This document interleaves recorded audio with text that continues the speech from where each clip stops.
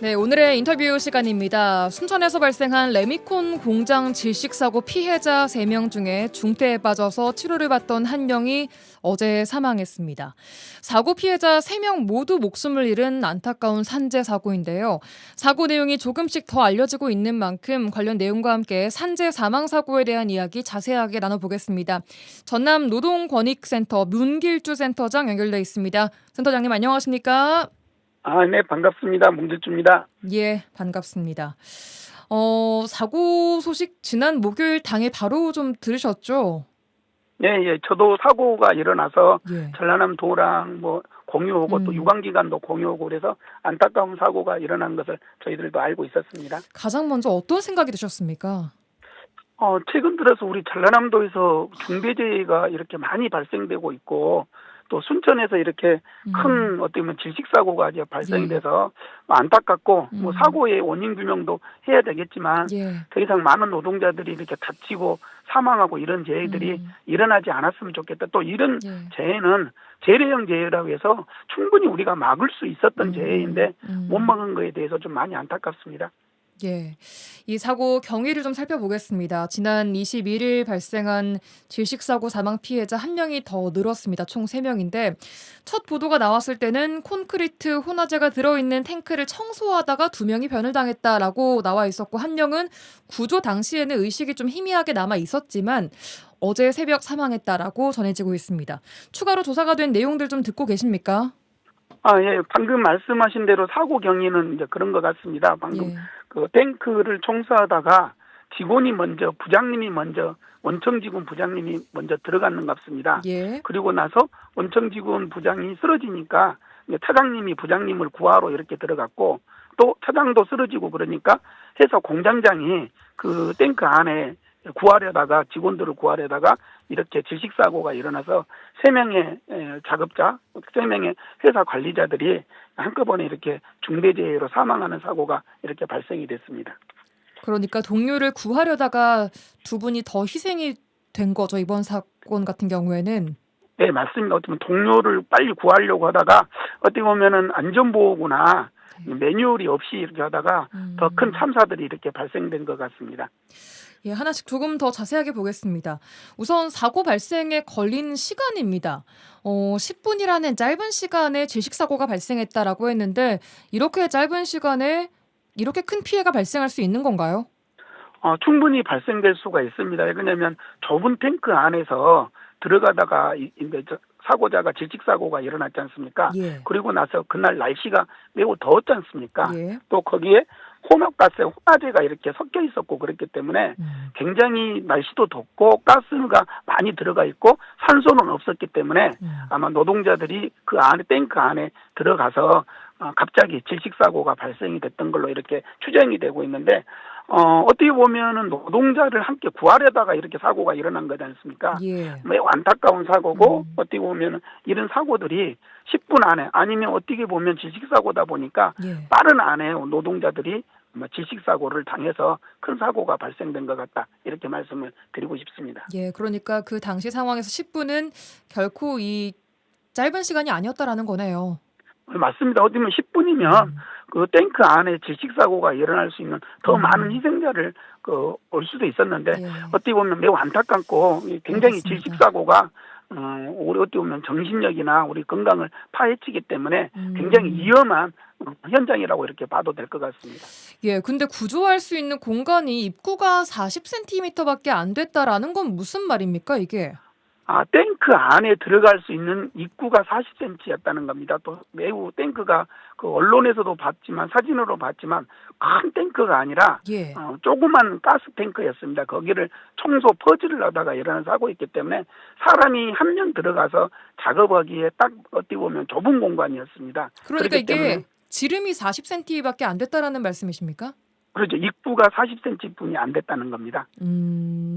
입구가. 그러니까 한 명이 한 명을 뭔가 구조해내는 것도 이 공간상으로 굉장히 좀 어려웠겠어요. 그래서 어떻게 보면은 시간도 많이 걸렸고 그 안에 사람이 그 좁은 공간에 가스탱크 안에 한 명, 두 명이 쓰러지고 그랬지 않습니까? 예. 그래서 굉장하게 위험한 상태였다고 이렇게 알겠습니다. 추정이 이렇게 되는 겁니다. 예. 자, 다음은 보호 장구 착용 부분입니다. 이 혼화재라는 게 콘크리트가 쉽게 굳는 시간을 좀 지연시키고 질기를 좀 고르게 만들어주고 뭐 콘크리트 안에 다양한 철근 부식을 좀 억제하는 다양한 기능을 하고 있는 화학 물질인데 문제는 이게 엄청난 유독성을 가지고 있다는 거 아니겠습니까?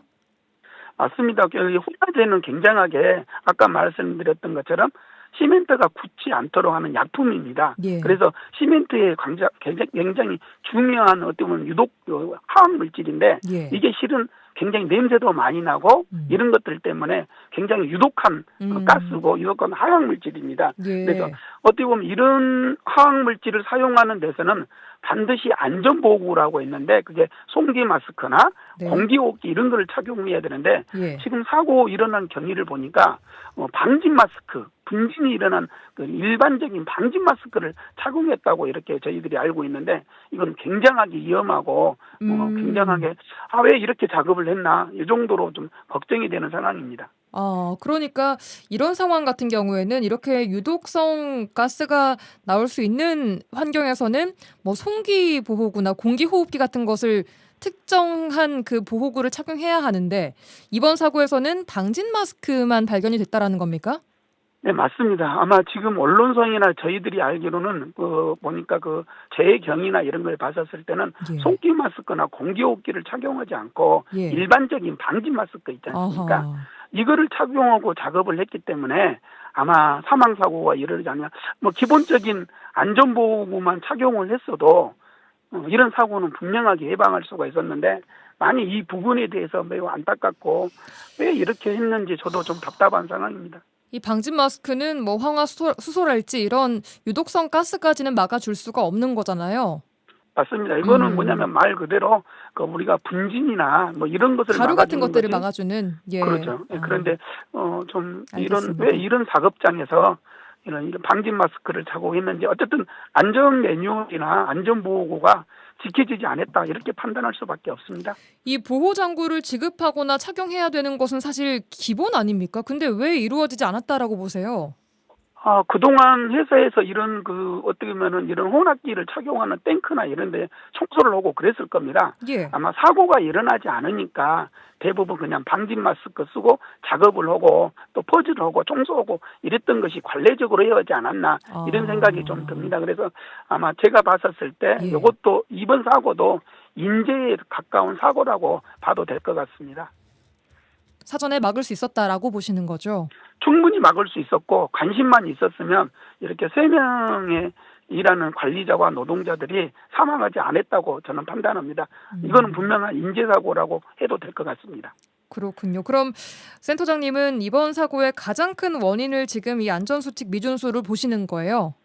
맞습니다. 어떻게 보면은 질식사고의 가장 기본적인 산소농도 측정이나 안전보호구 지급이나 이런 것들을 안 했기 때문에 이거는 전형적인 아까 말씀드렸던 인재사고라고 봐도 될 것 같고 이런 사고들이 뭐 우리 강주 전남에서 특히 전남에서 최근 많이 발생되고 있어서 좀 많이 안타깝습니다. 예, 그리고 또 하나가 근무 환경인데요. 21일 당시 날씨가 다들 뭐 기억하시겠지만 30도를 넘는 폭염이었습니다. 이와도 연관이 되어 있습니까, 이 사고가? 맞습니다. 이 가스 사고 같은 경우는 탱크 청소는 아침보다는 점심때 있지 않습니까? 또 온도가 올라갈 때는 이게 산소가 없어집니다. 오히려 유해가스나 이런 황화수소 이런 것들은 더 흔히 말하면 팽창을 하는 거고 산소는 없어지기 때문에 아마 1시 반 정도의 사고가 일어났지 않습니까? 아마 식사를 하고 점심 식사를 하고 현장에 가서 다시 일을 하다 보니까 갑자기 이제 질식가스나 가스가 더 활성화가 돼서 아마 3분의 목숨을 앗아간 것 같습니다. 근무 환경이 좀 열악했다라고 볼 수 있는 거네요. 그러면은. 레미콘 회사 좀 가보면 예를 들어 환경도 좀 그러고 또 건설 현장에서 자재를 납품하다 보니까 뭐 딱히 어떻게 보면 안전 매뉴얼이나 이런 것들도 부족했을 거라고 판단이 됩니다. 아마 굉장하게 안전 매뉴얼이나 안전 시스템이 제대로 작동을 했는지 이것도 한번 뭐 고용노동부 조사나 경찰의 조사에서 한 번 더 점검이 돼야 될 것 같습니다. 알겠습니다. 이 비슷한 질식 사고 소식이 종종 들려오는데 최근 지역에서도 몇 번 발생을 했던 것 같아요. 지금 저기서 우리 전남에서 요수에서 지난 오천 산단에서 또 질식사고가 일어났고 사망사고가 일어났고 또 최근에 6월 여기 사고가 순천 레미콘 하루 전날 예. 6월 20일경에 어떻게 보면 나주에서도 그 사료 공장에서 음식물 사료 공장에서 사료를 만드는데 여기서도 질식사고가 일어났는데 다행히 여기는 사망사고가 일어나지는 않았습니다. 근데 어쨌든 최근 들어서 온도도 높아가고 기온이 덥고 그다음에 이런 가스나 이런 것들이 굉장히 활성화가 되기 때문에 우리 전남에서 요수나 나주나 수천에서 계속 질식사고가 이렇게 발생되고 있는 상황입니다. 예. 이런 사고들 막지 못하는 이유는 뭐라고 보십니까? 아까 말씀드렸던 것처럼 기본적인 안전수칙이 지켜져야 되는데 기본적인 안전수칙이 지켜지지 않았기 때문에 이런 질식사고가 발생이 됩니다. 매년 이런 질식사고가 발생이 되는데 안전 매뉴얼이나 아까 안전보호구나 그다음에 작업 전 산소농도 측정들이 의무화가 되어 있음에도 아마 사업주들이나 고용주분들이 안전보다는 그냥 얼렁얼렁 일을 하다 보니까 이런 사고들이 가끔씩 일어나고 있는 이런 상황이라고 봐도 될 것 같습니다. 예. 이 질식사고뿐만 아니라 산업 현장에서 발생하는 산재 사망사고 전체로 좀 확대를 해보겠습니다. 어떤 유형들이 가장 많이 좀 발생을 하고 있습니까, 센터장님? 통계적으로도 고용노동부가 매년 매 분기마다 이렇게 하고 있는데 3대 유형 사고가 있습니다. 추락사고가 제일 많은 것 같고요. 아마 어떤 사고요? 추락사고. 떨어짐 사고라고 하죠. 추락사고가 그다음에 협착사고가 있고 그다음 게임 사고가 있고 충돌 있지 않습니까? 지게차에 작업자가 일을 하다 보면 충돌 사고 이런 것들이 제일 많이 발생되는 것 중에 하나입니다. 예. 그렇군요. 이번 사고 이거 중대재해로 봐야겠죠? 이번 질식사고. 보통 레미콘 회사가 5인 이상 되고 그러니까 이번에 또 3명의 노동자가 이렇게 사망했고 그랬지 않습니까? 그래서 최소 5명 이상 되는 걸로 판단이 되기 때문에 중대재해처벌법 대상 사업장으로 봐도 될 것 같고 물론 고용노동부나 경찰에서 조사를 하고 있으니까 그런 부분은 아마 조금 있으면 결과를 저희들도 알 수가 있을 것 같습니다. 예, 알겠습니다. 정부가 이 중대재해를 근절하겠다면서 중대재해처벌법 시행 등 방침을 세워오고 있지 않습니까? 그럼에도 산재 사고는 계속 발생하고 또 작업 환경은 지속적으로 좀 나아지지 못하고 있다는 게 사고가 하나 둘 날 때마다 드러나는 것 같습니다. 이건 왜 그런 걸까요? 참 답답하고 안타깝고 이제 그런 것 같습니다. 대통령까지 나서서 산업재해를 좀 줄이겠다고 했는데 우리 전남은 최근 들어서 산업재해가 오히려 더 많이 발생되고 있습니다. 그러니까요. 전남이 산업재해가 발생된 이유가 대부분 50인 미만 사업장입니다. 그래서 50인 미만 사업장은 산업안전보건법이나 안전매뉴얼이나 또 안전관리자 선임 의무가 없습니다. 이러다 보니까 산업 현장에서 50인 미만 노동자들이 더 많이 사망재해가 발생되고 있는데 이런 부분은 좀 더 정부에서나 이재명 정부에서나 지자체에서 50인 미만 소규모 사업장에 대한 안전 매뉴얼이나 이런 것들을 체크하고 점검하고 또 컨설팅하는 그런 프로그램들이 좀 만들어져야 되지 않냐 이렇게 생각이 됩니다. 예. 그렇다면 혹시 노동 현장에서 소규모 사업장일수록 중대재해처벌법 시행 이후에 뭔가 체감하는 것이나 달라진 것이 크지 않다라고 보시는 겁니까? 변화된 지점도 있습니다. 분명한 것은 중대재해처벌법이 이제 2년, 3년 좀 지나가고 있는데 사업주의 인식이나 이런 것들은 분명히 바뀌어지고 있습니다. 하지만 50인 미만 사업장을 가보면 여전히 노동자들의 안전보다는 빨리빨리 이윤을 먼저 생각하는 것들이 아직도 많이 있습니다. 그래서 이런 사고를 계기로 해서 고용주분들이나 사업주들, 그다음에 노동자들도 안전이 먼저고 내 몸이 다치지 않는 게 그렇게 일을 해야 되지 않습니까? 그런 인식들이 빠르게 좀 전환되고 그렇게 갔으면 좋겠습니다. 알겠습니다. 한마디로 안전 예방 조치가 가장 중요하다라고 말씀 주신 것 같습니다. 특히 그런데 요즘 현장에 많이 계시는 외국인 노동자분들 있지 않습니까? 언어적으로 장벽이 분명히 있을 텐데 이들에 대한 안전 예방 조치는 어떻게 좀 되고 있다고 보세요?